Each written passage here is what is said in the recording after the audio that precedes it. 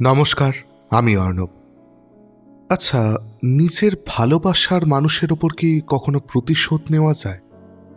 ধরুন, আপনি কাউকে ভালোবাসেন, সে আপনার সঙ্গে বিশ্বাসঘাতকতা করলো বা খুব কষ্ট দিল আপনাকে। আপনার কি মনে হবে, তার শাস্তি পাওয়া উচিত? এর উত্তর যদি হ্যাঁ হয়, তাহলে কি নিজের হাতে শাস্তি দিতে চাইবেন, নাকি অপেক্ষা করবেন কবে নিয়তি আপনার হয়ে চুরমার করে দিয়ে যায় মানুষটার সুখ শান্তি? লোকসঙ্গীতে যেমন শ্রী রাধিকার মনের ইচ্ছে শোনা যায়, পরের জন্মে তুমি আমার মতন কাঁদিও কাঁদিও।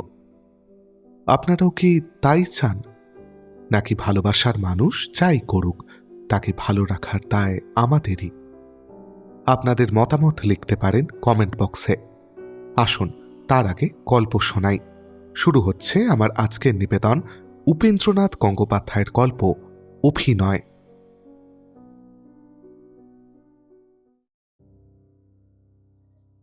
1942 সনের কথা। তখন সমারোহের সঙ্গে দ্বিতীয় বিশ্বযুদ্ধ চলছে। জাপানি বোমার ভয়ে সারা কলকাতা শহর মনে মনে মাথায় হাত দিয়ে নিরতিশয় উৎকণ্ঠায় দিনাতিপাত করছে।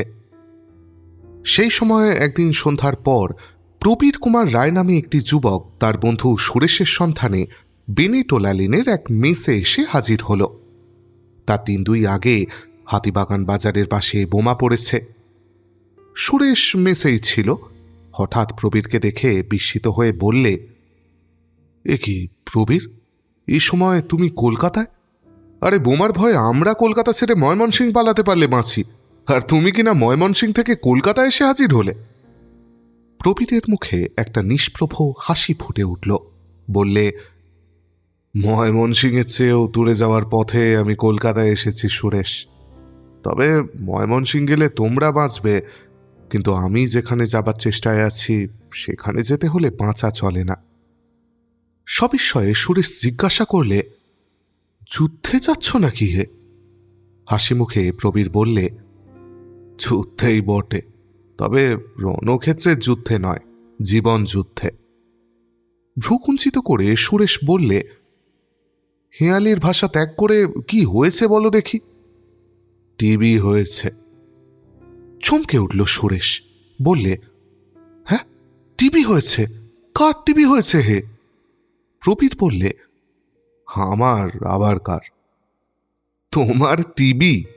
সুরেশ হাসতে আরম্ভ করলে। স্মিত মুখে প্রবীর জিজ্ঞাসা করলে, হাসছ যে? সুরেশ বললে, হাসছি টিবির বাসাখানি দেখে, পরিপুষ্ট, নধর, মসৃণ। এমন বাসায় বড়লোক ব্লাড প্রেশার হলে মানা যায়, গরিব টিবির এরকম বাসা হয় না ভাই। প্রবীর বললে, তা হয় সুরেশ, বাঘের ঘরে ঘোঘের বাসা অসম্ভব নয়। ভবনদীর পরপারে আমাকে পৌঁছে দেওয়ার জন্য যাঁরা আমার ফুসফুসের মধ্যে তৎপর হয়েছেন, এখন তাদের উদ্যোগ পর্ব। এখন তারা নিজেদের জন্য ঘাঁটি বাঁধতে ব্যস্ত। সে কার্য শেষ হলে তারা ধ্বংসের কাজে প্রবৃত্ত হবেন। তখন দিন দিন এই বপু তনুতে পরিণত হতে থাকবে। যে বাসার কথা বলছিলে, তার কাঠে ঘুণ ধরবে, চুনবালিতে নোনা, তার এলামাটির চাঁপা ফুলের রং দেখতে দেখতে ফ্যাকাশে হয়ে আসবে। বলে হাসতে লাগল। প্রবীরের কথা শুনতে শুনতে সুরেশ ঈষৎ চিন্তিত হয়ে পড়েছিল। প্রবীর তার বাল্যবন্ধু, এক গ্রামবাসী। উভয়ে একসঙ্গে প্রবেশিকা পরীক্ষায় উত্তীর্ণ হইয়া কলিকাতায় এক বাসায় বাস করে লেখাপড়া শেষ করে। MA পাশ করিয়া সুরেশ মোটা মাহিনায় একটা সওদাগরি অফিসে চাকরি করছে। প্রবীর MSc পাশ করে দেশ সেবার একটা প্রবল আকাঙ্ক্ষার কল্পনা নিয়ে গ্রামে ফিরে গিয়েছে।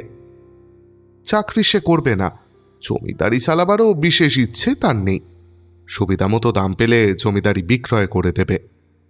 তার মনে একমাত্র বাসনা, গাছপালা, জড়িবুটি, ফলমূল, অম্লক্ষার প্রভৃতির মধ্যে দিয়ে জননী ধরিত্রী যে অপরিমিত কল্যাণ দান করবার জন্য সতত উদ্যত হস্ত, পরিপূর্ণভাবে তা গ্রহণ করবার জন্য গ্রামের পাশে একটা বিরাট ভেষজ কারখানা প্রতিষ্ঠিত করবে। এই কারখানায় যে সকল রাসায়নিক সামগ্রী প্রস্তুত হবে, তা বাংলাদেশের চাহিদা মিটিয়ে সারা ভারতবর্ষে, এমনকি সারা পৃথিবীতে ছড়িয়ে পড়বে। এ যদি সে করতে পারে, তবেই তার রসায়নশাস্ত্রে MSc পাশ করা সার্থক। অন্যথা ভস্যে ঘি ঢালা হবে। সুরেশ জানে প্রবীর বাজে কথা বলবার মানুষ নয়, অকারণ ভয় পাবার মতো দুর্বলতাও তার নেই। তাই তার কথায় ঈষৎ চিন্তিত হয়ে জিজ্ঞাসা করলে, কে বললে তোমাকে তোমার টিবি হয়েছে? স্মিত মুখে প্রবীর বললে, দুজন। প্রথমত আমার অনুমান শক্তি, দ্বিতীয়ত কানাই ডাক্তার। হেসে সুরেশ বললে, তোমার অনুমান শক্তি? তুমি কি ডাক্তার নাকি প্রবীর?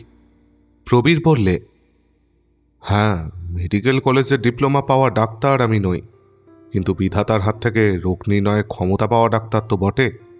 সে কথার প্রমাণ আমি বেশ কয়েকবারই দিয়েছি। কিন্তু আমার কথা আমি না হয় বাদই দিলাম, কানাই ডাক্তার তো এমবি পাস করা ডাক্তার। আমার পূর্ব ইতিহাস আর রোগের লক্ষণ শুনে বহুক্ষণ ধরে আমাকে পরীক্ষা করে দেখে তার আর বিশেষ কিছু সন্দেহ নেই। তবে সে বলে একেবারেই সূত্রপাত। সুরেশ জিজ্ঞেস করলে, পূর্ব ইতিহাস? পূর্ব ইতিহাস আবার তোমার কি? প্রবীর বললে, আমার বড় মাসিমার ছোট জামাই হরিপদর বাড়াবাড়ি অসুখ শুনে দেখতে গিয়েছিলাম। আমার মাস্তুতো বোন প্রতিভা আমাকে যাওয়ার জন্য কান্নাকাটি করে লিখেছিল। শুনেছিলাম হরিপদ অনেকদিন ধরে কালা জ্বরে ভুগছে। গিয়ে দেখি কালা জ্বর নয়, যক্ষা। প্রতিদিন ঝলকে ঝলকে রক্ত উঠছে। কবিরাজকে জিজ্ঞাসা করাতে কবিরাজ বললে, অনেকদিন আগে কালাজ্বর বলে সন্দেহ হয়েছিল, গত 6 মাস যক্ষার চিকিৎসা চলছে। আমার যাওয়ার দিন 7 পরেই হরিপদ মারা গেল। মারা যাওয়ার আগের দিন সে আমার দুহাত চেপে ধরে বলেছিল, প্রবীর, তোমার উপর অনেক বোঝা চাপিয়ে গেলাম ভাই। বাড়ি ফিরে আসবার 4-5 দিন পরেই বুঝতে পারলাম হরিপদ আমার উপর শুধু প্রতিভাদের ভারী চাপিয়ে যায়নি, তার ব্যাধির ভারও চাপিয়ে গেছে। কি করে বুঝলে? লক্ষণ দেখে। শরীর ম্যাজম্যাজ করে, কোনো জিনিসে উৎসাহ পাইনি, দুর্বলতাও বোধ করি, খিদেও কমে গেল আস্তে আস্তে। প্রত্যহ সন্ধ্যাবেলা জ্বর জ্বর ভাব মনে হয়। এখনো হয়? হ্যাঁ, এখনো হয়। কতটা করে জ্বর ওঠে? থার্মোমিটারে জ্বর ওঠে না, অথচ মাথা টিপটিপ করে, চোখ জ্বালা করে, ঘন ঘন হাই ওঠে। ওকেই তো বলে সর্বনেশে চোরা জ্বর ভাই, যা ভেতরে ভেতরে শরীরকে খাক করে দেয়। গয়ের সঙ্গে কখনো রক্ত টক্ত দেখতে পেয়েছিলে নাকি? না, তা পাইনি, তবে গয়েরে আমি রক্তের গন্ধ পাই সুরেশ। গম্ভীর মুখে সুরেশ বললে, ওটা রক্তের গন্ধ নয়। তবে? আর কি বলি ভাই, ভয়ের গন্ধ। হো হো করে প্রবীর উচ্চ স্বরে হেসে উঠল, বললে, ও ভয়ে কম্পিত নয় বীরের হৃদয়। তবে কথা স্বীকার করতেই হবে, পরীক্ষা করে দেখার পর কানাই ডাক্তার যখন 15 আনা সন্দেহ প্রকাশ করলে, তখন বাকি 1 আনাকে সান্ত্বনার 1 আনা মনে করে মনটা একটু বিচলিত হয়ে উঠেছিল।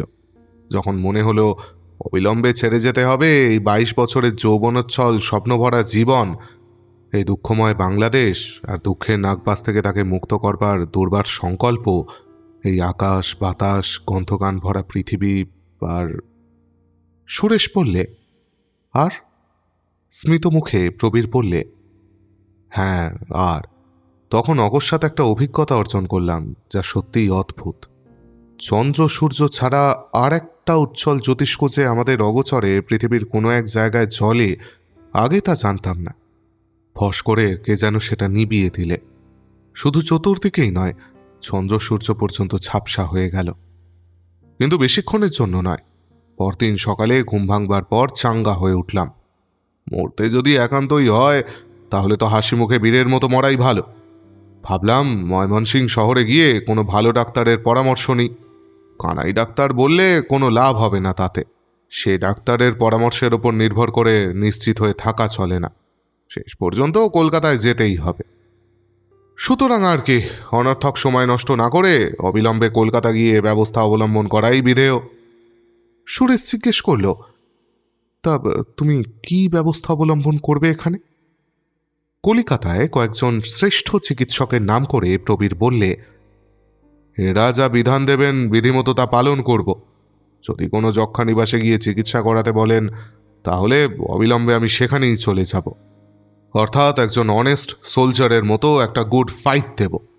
তাতেও যদি পরাজিত হই, হাসি মুখে যমরাজের সঙ্গে শেক হ্যান্ড করব তখন।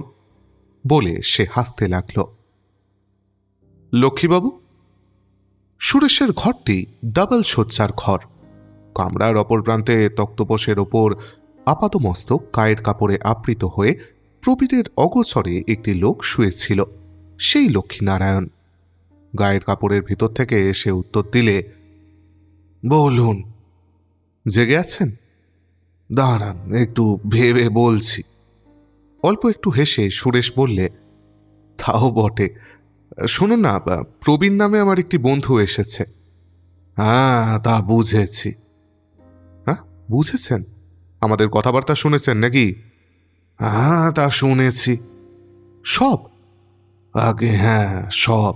জাপানি বোমা থেকে আরম্ভ করে যক্ষানিবাস পর্যন্ত সবটাই। এবার সুরেশ ও প্রবীর উভয়ই হেসে উঠল। সুরেশ বললে, তা এই বিষয়ে আপনি কি বলেন? আমি বলি, ওসব বড় বড় ডাক্তার আপাতত জিইয়ে রেখে প্রথমে বিনোদ চাটুর্যেকে দেখানো উচিত। সুরেশ বললে, হ্যাঁ, আমিও তাই বলি। দয়া করে আলোয়ানের ট্রেঞ্চের ভিতর থেকে একবার বেরিয়ে আসুন তো। বোমা পড়বার ভয় আপাতত নেই। আসুন, একটু পরামর্শ করা যাক। হ্যাঁ, তাই করা যাক। বলে দুহাত দিয়ে গায়ের কাপড়টা পায়ের তলায় ফেলে দিয়ে সুরেশদের নিকটে এসে বসে লক্ষ্মীনারায়ণ বললেন, নমস্কার প্রবীরবাবু। দুহাত যুক্ত করে ব্যস্ত হয়ে প্রবীর বললে, হ্যাঁ, নমস্কার। লক্ষ্মীনারায়ণ বললে, আপনি যখন কাহিনী বলছিলেন তখন আমার মনে হচ্ছিল আমি যেন আমার কাহিনী আপনার মুখ থেকে শুনছি। আপনার কাহিনী আমার কাহিনী অবিকল এক। তফাৎ শুধু আপনি দিন সাতেক যক্ষা রোগীর সেবা করেছিলেন আর আমি করেছিলাম মাস সাতেকের বেশি। বিনোদ চাটুর্যকে দেখিয়ে শিশি চারেক ওষুধ খেয়ে সম্পূর্ণ ভালো হয়ে গেছি মশাই। আপনি যেসব ডাক্তারের নাম করছিলেন, পিত্তেতে বিনোদ চাটুর্যে তাদের কারোর চেয়ে কম নন। তবে বয়সে কম বলে অভিজ্ঞতা হয়তো কিছু কম। কিন্তু অভিজ্ঞতা বেশি হলেই যে ডাক্তার মারাত্মক হয় না, তার দুর্দান্ত প্রমাণ আমাদের গ্রামের রাজকুমার ডাক্তার। বলে হাসতে লাগল। কিছুক্ষণ তিনজন মিলে একটা গভীর পরামর্শ চলল। লক্ষ্মীনারায়ণের মুখে তার নিজের কথা এবং আরও কয়েকজন রোগীর বিষয়ে বিনোদ ডাক্তারের বিস্ময়জনক রোগ নির্ণয় এবং সুচিকিৎসার কাহিনী শুনে বিনোদ ডাক্তারকে দেখানোই প্রবীর স্থির করে ফেললে। একই ব্যাধিতে পীড়িত রোগী নিজ মুখে সম্পূর্ণ সুস্থ হওয়ার সাক্ষ্য দিচ্ছে। তার চেয়ে বড় সার্টিফিকেট আর কি বা হতে পারে?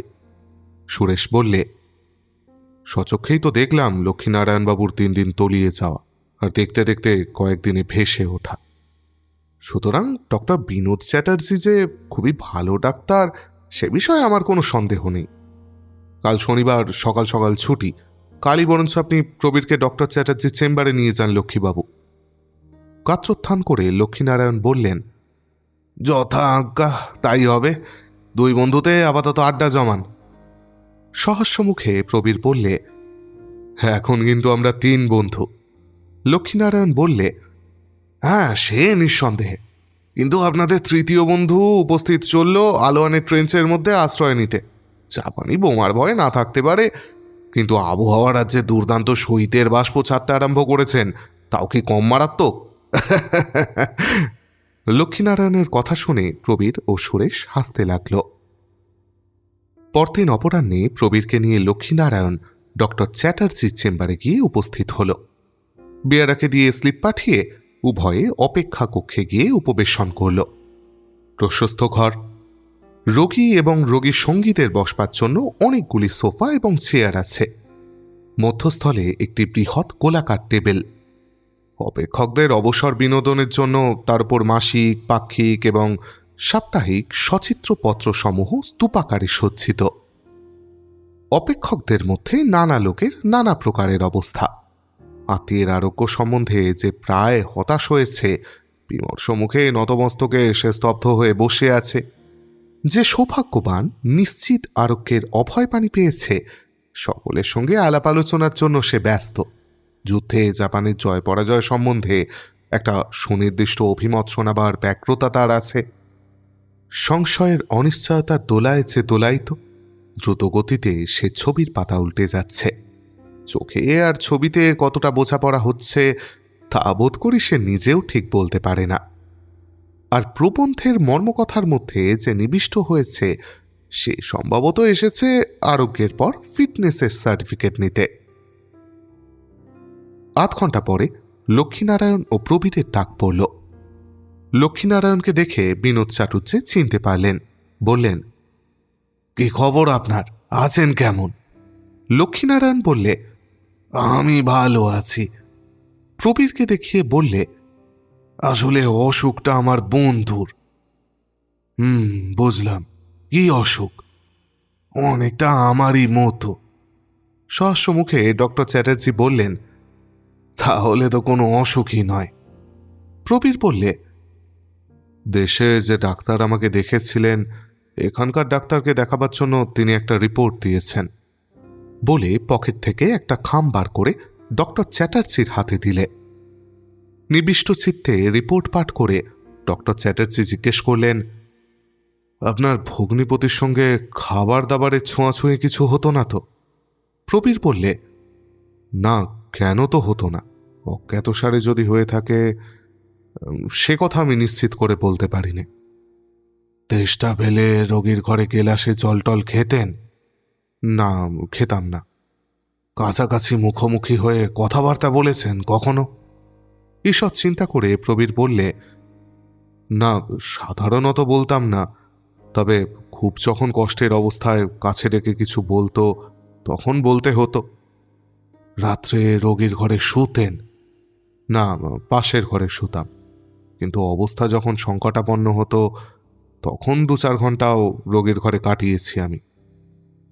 আরও 2-4টে প্রয়োজনীয় প্রশ্ন করে ডক্টর চ্যাটার্জি বললেন, আসুন আপনাকে একবার পরীক্ষা করে দেখি। ঘরের এক কোণে একটা ঘেরা জায়গার মধ্যে রোগী পরীক্ষার শয্যা। তথায় প্রবীরকে নিয়ে গিয়ে শয্যার উপর শুইয়ে ডক্টর চ্যাটার্জি পরীক্ষা কার্যে প্রবৃত্ত হলেন। প্রথমে তীক্ষ্ণ গভীর দৃষ্টি দ্বারা ক্ষণকাল রোগীর আকৃতি পর্যবেক্ষণ করলেন। তারপর পায়ের নখ থেকে মাথার চুল পর্যন্ত আপাদমস্তক সকল স্থান সযত্নে পরীক্ষা করে দেখলেন। সর্বশেষে স্টেথোস্কোপের সাহায্যে রোগীর ফুসফুসের নিভৃততম প্রদেশে উপনীত হয়ে সুদূর প্রসারী অনুসন্ধান কার্যে সমাহিত হলেন। গভীর অভিনিবেশ সহকারে কান পেতে শ্বাস প্রশ্বাসের কথোপকথন শুনতে লাগলেন। বুক, পেট, পাঁজরা সকল প্রদেশের সংবাদ আহরণ শেষ হইলে প্রবীরকে নিয়ে পূর্বস্থানে ফিরে এসে বললেন, না না, ওসব কিছুই নয়। ওষুধ লিখে দিচ্ছি, 2-4 শিশিতেই ভালো হয়ে যাবেন। চিঠির কাগজে 2 পৃষ্ঠা ভরে প্রেসক্রিপশন ও উপদেশাদি লিখে প্রবীরের হাতে দিয়ে সহসমুখে ডক্টর চ্যাটার্জি বললেন, ভয় নেই, ঠিক আছেন আপনি। উৎফুল্ল মুখে প্রবীর জিজ্ঞেস করল, এক্স রে করতে হবে কি ডক্টর চ্যাটার্জি? ডক্টর চ্যাটার্জি বললেন, নিশ্চয়ই হবে, ওইতেই সব লিখে দিয়েছি। আপনার ক্ষেত্রে তো একজন ডাক্তার সন্দেহ করেছেন, এ রোগের কেউ স্বপ্ন দেখলেও আমরা এক্স রে করাই। প্রয়োজনীয় কথাবার্তা শেষ করে ডাক্তারকে দক্ষিণা দিয়ে প্রবীর ও লক্ষ্মীনারায়ণ প্রস্থান করলে। দিন 6 পরে প্রবীর একাই ডক্টর চ্যাটার্জির চেম্বারে এসে উপস্থিত হল। প্রবীরকে দেখে ডক্টর চ্যাটার্জি জিজ্ঞেস করলেন, তা কেমন আছেন? প্রফুল্ল মুখে প্রবীর বললে, ভালো আছি। এক্স রে তো করিয়েছেন দেখছি। হাতের বৃহৎ খামটি থেকে এক্স রে প্লেট বার করতে করতে প্রবীর বললে, আগে হ্যাঁ, তা করিয়েছি। তারা বললেন কোথাও কিছু চিহ্ন নেই, দেখবেন তো আপনি? স্মিত মুখে ডক্টর চ্যাটার্জি বললেন, খরচপত্র করে করালেন, একবার দেখতে হবে বই কি। তারপর এক্স রে প্লেটখানা কিছুক্ষণ পরীক্ষা করে দেখে প্রবীরের হাতে প্রত্যার্পণ করে বললেন, তবে আর কি, এখন নিশ্চিন্ত হয়ে দেশে ফিরে যান। তা দেহে একটু শক্তি সামর্থ্য ফিরে পেয়েছেন তো? হ্যাঁ, তা পেয়েছি।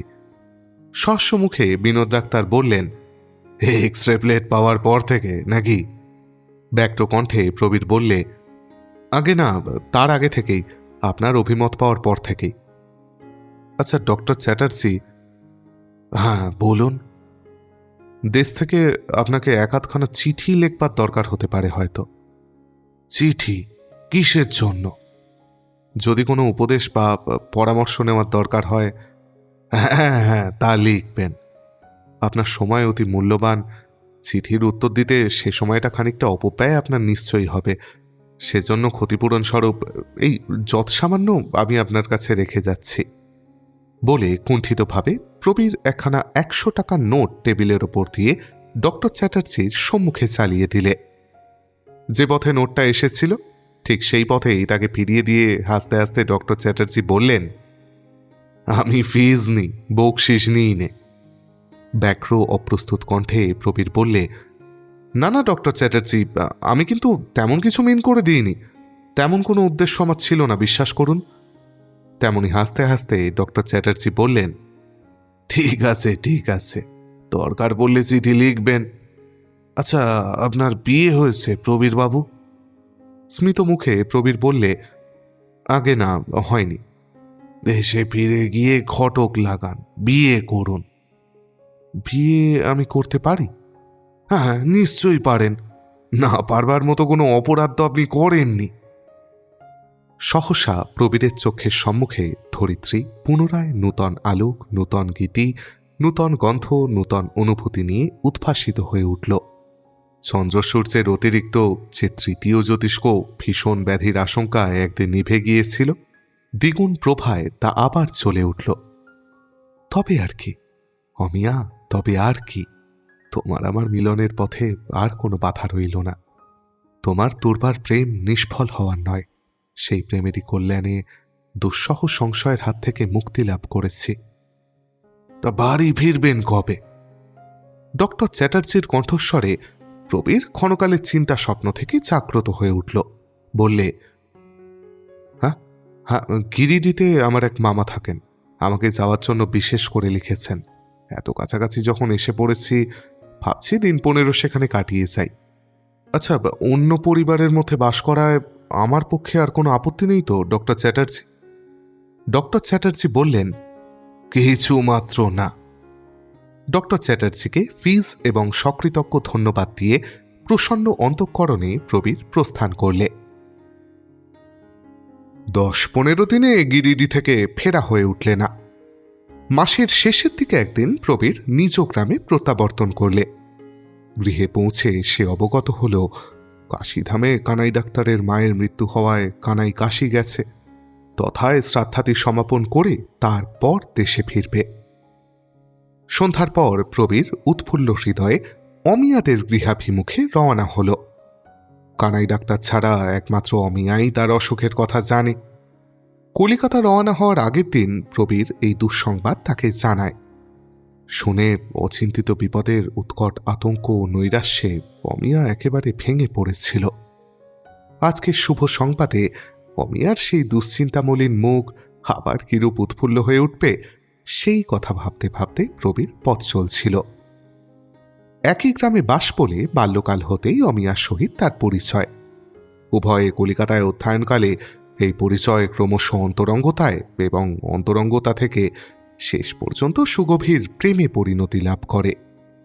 প্রবীর যে সময় এমএসসি পড়ে, সেই সময়ে অমিয়া গ্রামের স্কুল থেকে ম্যাট্রিক পাশ করে কলিকাতায় তার মাতুলালয়ে আইএ অধ্যয়ন করিতে আসে। রূপে, গুণে, অর্থে, বিদ্যায়, চরিত্রে প্রবীরের মতো দুর্লভ পাত্রের সহিত অমিয়ার বিবাহ শুধু বাঞ্ছনীয়ই নয়, পরন্তু সুনিশ্চিত ব্যাপার জানা থাকায় অমিয়ার মামার বাড়িতে উভয়ের মেলামেশার সুযোগ হতে পেরেছিল অবাধ। কিন্তু গোল বেঁধেছিল একটু এই মাতুলালয়ে কমলা নামে একটি পরমা সুন্দরী ও সপ্রতিভ মেয়েকে নিয়ে। অমিয়ার এক মামাতো বোন, সে ছিল সহপাঠিনী। সর্বদাই সেই গৃহে বেড়াতে আসত এবং দৈবযোগে একাদিন প্রবীরের সঙ্গে দেখা সাক্ষাৎও হয়ে যেত। এই দৈবযোগের আবর্তন ক্রমশ এরূপ অবিলম্বিত হইতে লাগিল যে এর মধ্যে মানুষের ইচ্ছাযোগের অস্তিত্ব সন্দেহ করলে বিশেষ কিছু অন্যায় হয় না। দেখা সাক্ষাতের আনুকূল্যে পরিচয় হয়ে চলল ঘনিষ্ঠ থেকে ঘনিষ্ঠতর। পরিচয় স্থাপন করবার বিষয়ে কমলা মেয়েটির শুধু যে একটা সহজ দক্ষতা ছিল তাই নয়, বর্তমান ক্ষেত্রে সে একটা বিশেষ সুযোগও খুঁজে পেয়েছিল। সে ছিল আইএসসি ক্লাসের 2য় শ্রেণীর ছাত্রী। সুতরাং একজন প্রথম শ্রেণীর আর্টসের ছাত্রীকে পিছনে ফেলে রেখে এমএসসি ক্লাসের বিজ্ঞানের ছাত্রের সঙ্গে সে অবলীলাক্রমে আলাপ জমাত। তার আচরণের দ্বারা প্রকাশ পেত বিজ্ঞানের ছাত্রী হিসাবে প্রবীরের ওপর তার একটা অগ্রাধিকার থাকা স্বাভাবিক। কমলার এইরূপ প্রবল আবির্ভাবের দাপটে অমিয়া সন্ত্রস্ত হয়ে উঠেছিল। তার অন্তঃকরণ অনুদার ছিল না, কিন্তু প্রণয়ের ক্ষেত্রে উদার্যেরও কোনো অর্থ হয় না। দিনে দিনে কমলার প্রতি তার মন বিরূপ হয়ে উঠছিল, কিন্তু মনের এই অনতি উগ্র বৈরূপ সহসা সেদিন তিক্ত বিদ্বেষে পরিণত হয়েছিল, যেদিন সে প্রথম জানতে পারে প্রবীরের সাথে কমলার বিবাহের প্রস্তাবের কথা। সেদিন আর শান্ত ভালো মানুষ অমিয়া তার মনে স্থৈর্য ধরে রাখতে পারেনি। আশ্বাস দিয়ে প্রবীর তাকে বলেছিল, ভয় পাচ্ছ কেন অমিয়া? সত্যি সত্যি তুমি যে আমার বিবাহিত স্ত্রী, শুধু মন্ত্রপাঠ করিনি বলেই সে বিশ্বাস হারাও কেন?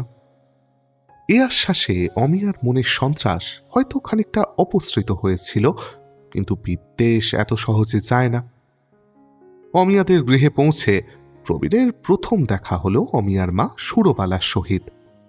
প্রবীরকে দেখে সাদরে তাকে আহ্বান করে সুরবালা বললেন, কবে এলে বাবা মামার বাড়ি থেকে? সে কথার উত্তর দিয়ে প্রবীর বললে, মেসমশাই কোথায় মাসিমা? সুরবালা বললেন, তিনি তো নন্দীপুর গিয়েছেন। আজই ফিরবেন তো? হ্যাঁ হ্যাঁ, আজই ফিরবেন, তবে বেশ রাত হতে পারে। অমিয়া কোথায়? সুরবালা বললেন, তুমি মাঝের ঘরে গিয়ে বসো, আমি অমিয়াকে ডেকে দিচ্ছি। মাছের ঘরে প্রবেশ করে একটা চেয়ারে বসে প্রবীর একখানা ছবির বই নিয়ে পাতা উল্টাচ্ছে। এমন সময় অমিয়া প্রবেশ করলে। প্রবীরের কাছে এসে নত হয়ে করজোরে প্রণাম করে একটা চেয়ারে বসে জিজ্ঞেস করলে, কবে এলে প্রবীরদা? সহাস্য মুখে প্রবীর প্রশ্ন করলে, কাল সন্ধ্যায়। দুঃসংবাদ তো দিয়েই গিয়েছিলাম অমিয়া, এবারে সুসংবাদ এনেছি তোমার জন্য। অমিয়ার মুখ প্রদীপ্ত হয়ে উঠল। সুসংবাদ এনেছ? তাহলে ওসব কিছু নয় তো? একেবারে কিচ্ছু নয়। মস্ত বড় ডাক্তার বিনোদ চাটুচ্ছে। পুঙ্খানুপুঙ্খভাবে পরীক্ষা করে তিনি বলেছেন ফুসফুস একেবারে নির্দোষ। এক্স রে করিয়েও তাই প্রতিপন্ন হয়েছে। তোমারই পুণ্যে জানো তো, অত বড় সাংঘাতিক রোগের হাত থেকে পরিত্রাণ পেয়েছি আমি। প্রফুল্ল মুখে অমিয়া বললে, যাক, বাঁচা গেল। তারপর দুহাত যুক্ত করে ঈষৎ নতমস্তকে প্রবীরের অলক্ষিতে কি একটা করলে, হয়তো প্রণামী করলে কোনো ঠাকুর দেবতার উদ্দেশ্যে। স্মিত মুখে প্রবীর বললে, বিনোদ ডাক্তার কি বলছিলেন জানো অমিয়া? বলছিলেন দেশে ফিরে গিয়ে ঘটক লাগিয়ে বিয়ে করুন। মনে মনে উত্তর দিয়েছিলাম, স্বয়ং বিধাতা পুরুষ ঘটক হয়ে যার বিয়ে দিয়েছেন, সে আবার ঘটক লাগাবে কেন? বলে উচ্চ স্বরে হেসে উঠল। অমিয়া? জিজ্ঞাসু নেত্রে অমিয়া প্রবীরের প্রতি দৃষ্টিপাত করলে। এবার তাহলে চলো। কোথায়? কেন, আমাদের বাড়ি। মৃদু হাস্যের একটা ক্ষীণ আভা অমিয়ার অথর প্রান্তে দেখা দিলে। বললে, বিয়ের কথা বলছো প্রবীরদা? ব্যগ্র কণ্ঠে প্রবীর বললে, অতি অবশ্যই বলছি। আজই মাসিমার সঙ্গে কথা কয়ে আমি বিয়ের দিন স্থির করে যাব।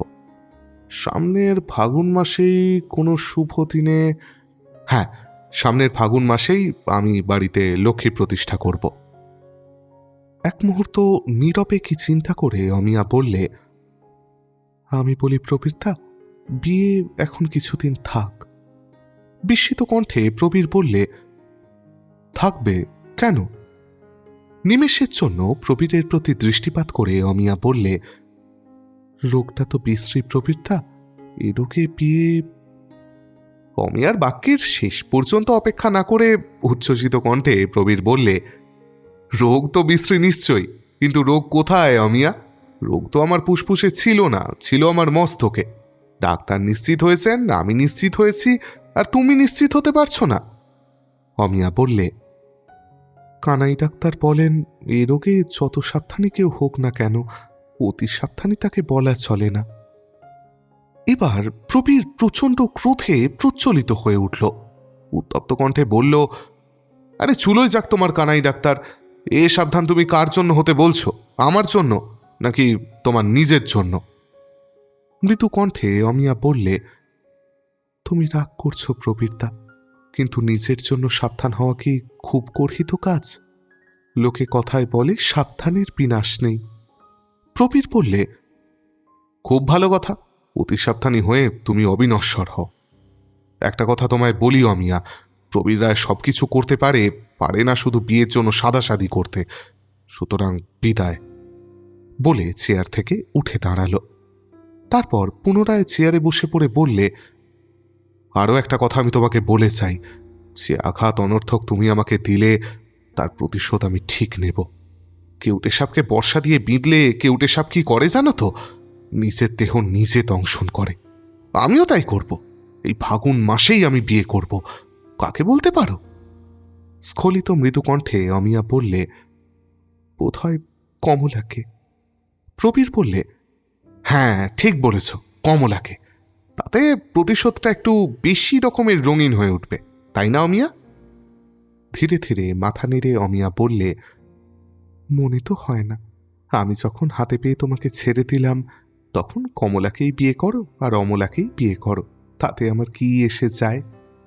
প্রবীর বললে, যায় বই কি অমিয়া, কাটা খায় নুনের ছিটে দিলে কিছু ইতর বিশেষ হয়। এই মুহূর্তে তীক্ষ্ণ নেত্রে অমিয়ার প্রতি চেয়ে থেকে পুনরায় সে বললে, কোনো জায়গায় তোমার বিয়ের কথা হচ্ছে, তাই না অমিয়া? নতনেত্রে অমিয়া নিঃশব্দে বসে রইলে। বলো না, তোমার আবার লজ্জা কিসের? মৃদুস্বরে অমিয়া বললে, হ্যাঁ এক জায়গায় হচ্ছে। ও, পাকাপাকিও হয়ে গেছে নিশ্চয়? প্রায়। চেয়ার ছেড়ে উঠে দাঁড়িয়ে প্রবীর বললে, বাহ বাহ বাহ বাহ বাহ, তবে আর দুঃখ কিসের? তাহলে তো অমিয়া নাটক শেষ পর্যন্ত মিলনান্ত নাটকেই দাঁড়াবে। প্রবীরের কিন্তু সে নাটকের চতুর্থ অঙ্কেই নিষ্ক্রমণ। বলে প্রস্থানোদ্যত হইল। প্রবীরথা ফিরে দাঁড়িয়ে প্রবীর বললে, কি হলো, আবার পিছু ডাকো কেন? একটু দাঁড়াও, একটা প্রণাম করি। অমিয়ার কথা শুনে হেসে উঠে প্রবীর বললে, হো হো, তাও তো বটে, এও তো একটা অভিনয়ের দস্তুর, এটা বাকি থেকে যাচ্ছিল না? প্রণাম করে উঠে মৃদু হেসে অমিয়া বললে, অমিয়া নাটক ভারী কঠিন প্রবীরদা, অনেক শক্ত অভিনয় এতে আমাকে করতে হলো। আর করেছও চমৎকার। একটা সুবর্ণ পদক তুমি দাবি করতেই পারো। প্রেম নেই, প্রণয় নেই, ভালোবাসা নেই, অথচ আছে তার পরিচ্ছন্ন অভিনয়। প্রচলিত হুতাসনের মতো প্রবীর সবেকে ঘর থেকে নিষ্ক্রান্ত হয়ে গেল। সে রাত্রে এক মুহূর্ত প্রবীর চোখের পাতা বুঝতে পারলে না। সারা রাত্রি অনিদ্রায় কেটে গেল অগ্নিগর্ভ চিন্তার দহনে। কি স্থূল আর ক্লেদাক্ত এই নিষ্প্রাণ পৃথিবীখানা! প্রবীরের ইচ্ছে হচ্ছিল দুহাতে চেপে ধরে নির্মম পৃথিবীটাকে কুঁড়িয়ে উড়িয়ে দেয়। সহসা একসময় মনে পড়ে গেল কমলাকে। ঘন লালসার মতো একটা কোনো আঠালো বস্তু তার মনকে অধিকার করে বসল। অধীরোত্তত হৃদয়ের মধ্যে চপল সুরে ধ্বনিত হতে লাগল, এসো এসো কমলা, তোমার দেহ আর রূপ নিয়ে এসো। মন কিন্তু সযত্নে আবৃত করে রেখো রূপের সুবর্ণ পেটিকার মধ্যে। মনের কারবারে দ্বিতীয়বার দেউলে হওয়ার আশঙ্কায় আর কিছুতেই তাতে প্রবেশ করা নয়।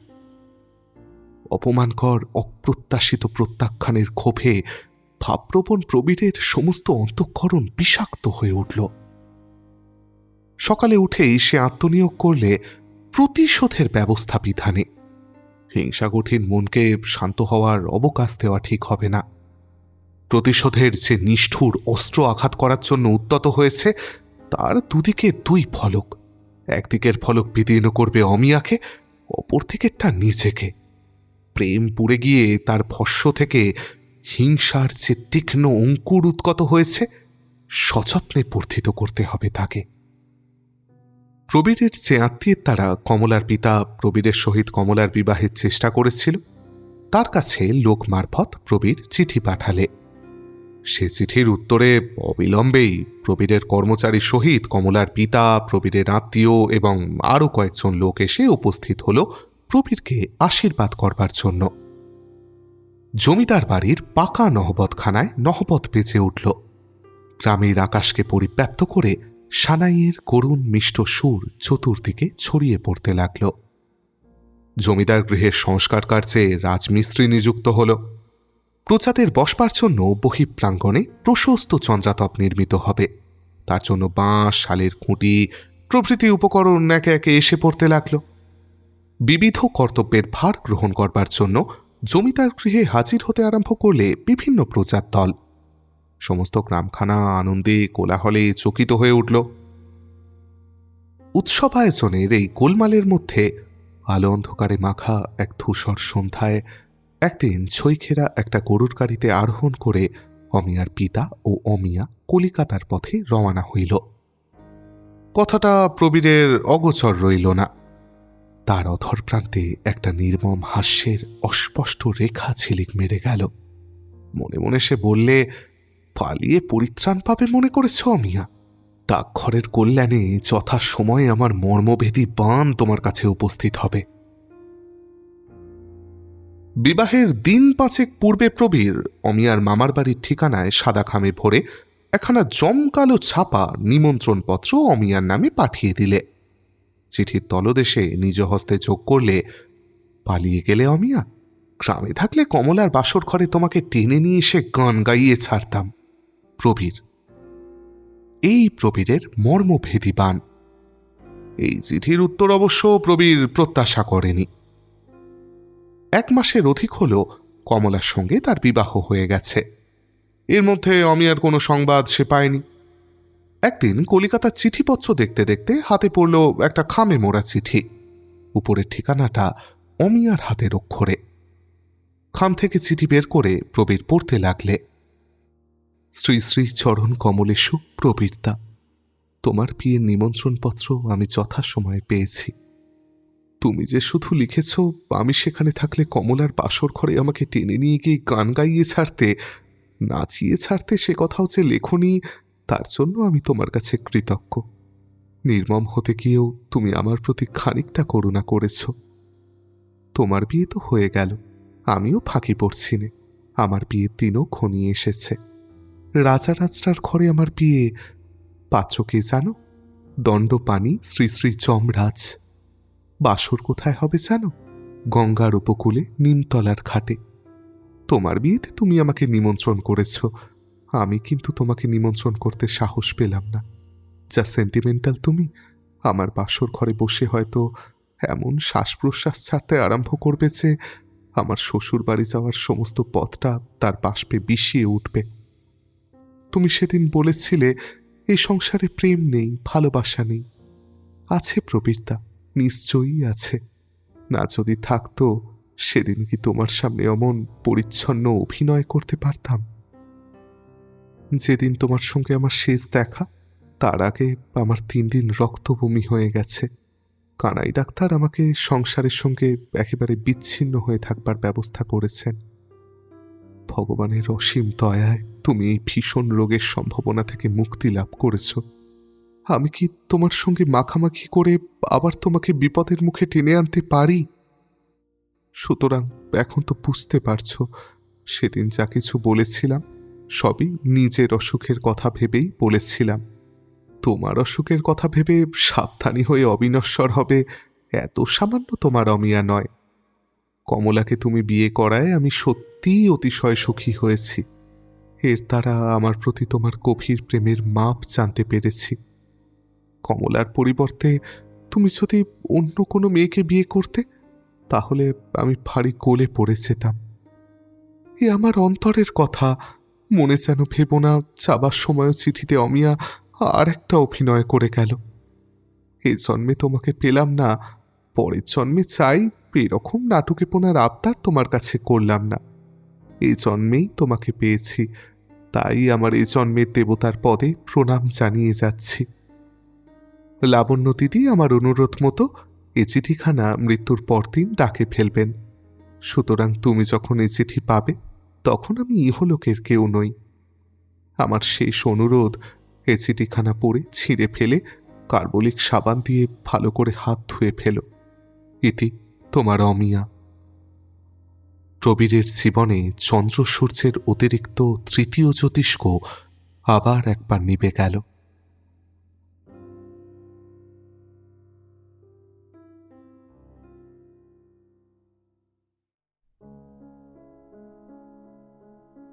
ব্যাস, আমাদের আজকের গল্প এখানেই শেষ। আমার মনে হয় জানেন তো, ভালোবাসার মানুষের উদ্ধত্ত অবিশ্বাস যখন একেবারে শেষ সীমায় চলে যায়, তাকে শাস্তি দিতে ইচ্ছে করে খুব। আমার ধারণা, যদি প্রবীর অমিয়ার সঙ্গে শান্ত হয়ে কথা বলতো সেদিন, বারবার কমলার কথা তুলে আঘাত না করত তাকে, অমিয়াকে হয়তো অভিনয় করতে হতো না, বা করলেও ওই শেষ চিঠি সে পাঠাতো না। অমিয়ার সম্বন্ধে অন্ধকারেই থেকে যেত প্রবীর। কিন্তু অমিয়ার অসুস্থ হৃদয়টিকে যখন ক্ষতবিক্ষত করেই ছাড়ল প্রবীর, শেষ প্রতিশোধটা নিয়েই গেল অমিয়া। অভিনয়ের পিছনে সত্যিকারের গল্পটা প্রকাশ করে দিল। প্রবীরের মনের আনন্দ, উৎসাহ, উদ্দীপনার বাতিটা সারা জীবনের মতো নিভিয়ে দিল। যাক, আজ এই পর্যন্তই। এবার বিদায় দিন আমায়। ফিরছি খুব শিগগিরই নতুন কোনো পুরনো গল্প নিয়ে। ততদিন খুব ভালো থাকবেন, খুব ভালো রাখবেন। শুভরাত্রি।